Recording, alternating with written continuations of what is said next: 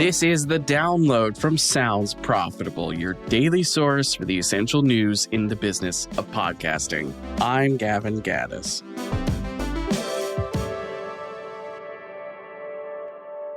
Here's what you need to know for today, Tuesday, January 27th. For our top story, the podcast show London 2026 announces advisory board and details on submissions for speakers and sessions. The podcast show London has announced this year's International Advisory Board of 10 industry experts assembled to ensure the show's content is relevant to the global audience of attendees. Starting this coming Monday, that's February 2nd, applications for Podcast Show London will be live for 4 weeks to submit both full panel sessions, keynotes, and general interest for panelists and moderator spots on curated panels. Sounds Profitable will be in attendance, sponsoring the brand stage and hosting our usual badge pickup happy hour from 4 p.m. to 8 p.m. on Tuesday, May 19th. Tom Webster will also be in attendance giving a keynote presentation at Pod Show London, debuting brand new global data. See you there. Next up, podcast ads deliver digital audio's strongest purchase impact. Inside Radio covers Podscribe's live webinar discussing data from their performance benchmark for Q4 of 2025. Incrementality is essential for advertisers trying to divine what a campaign did versus conversions that would have happened passively anyway, according to head of partnerships Matt Drengler. By measuring incrementality, Podscribe's data isolates the impact of a campaign. The PPB finds podcasts have a 41% median incremental lift impact on brands' first million unique site visitors per month. Drengler attributes this to podcast audiences being aloof elsewhere, unlikely to clock a brand's message on social media, out-of-home billboards, or digital campaigns. Podcasts deliver audiences who are harder to find elsewhere. Niche is also podcasting strength still, such as marijuana and tobacco advertisers delivering the highest podcast incrementality of any genre, 61%, thanks to the audience those podcasts are connecting brands to.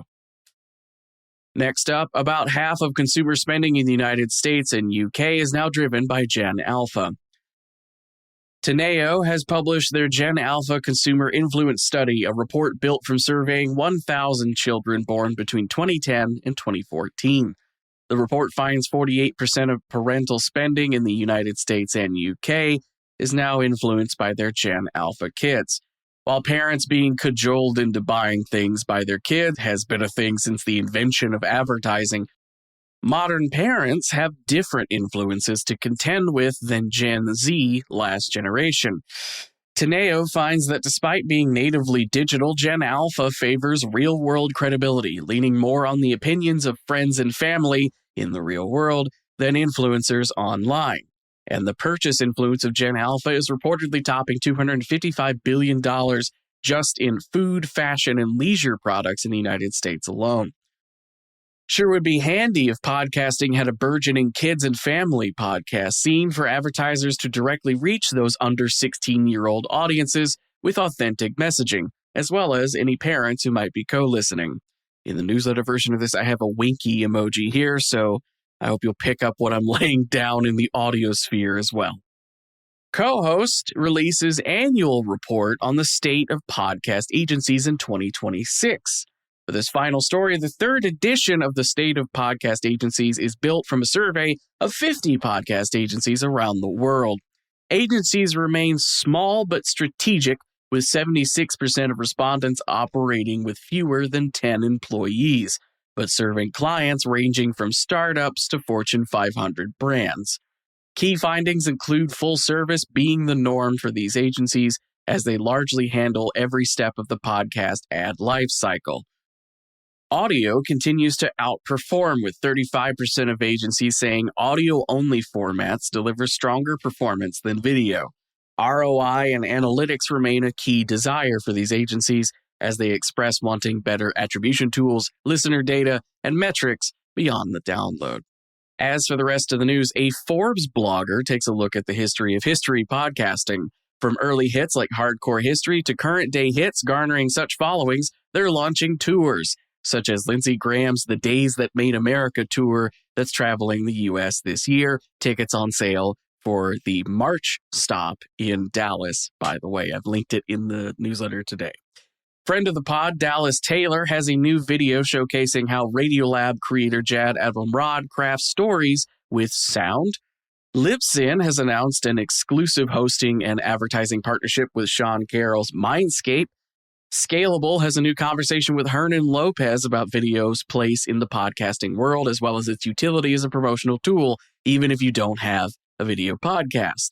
And finally, Adweek covers new Bluefish AI data suggesting YouTube has passed Reddit as a preferred cited source for LLM search results, reaching 16% with generated AI search responses, while Reddit sits at 10%.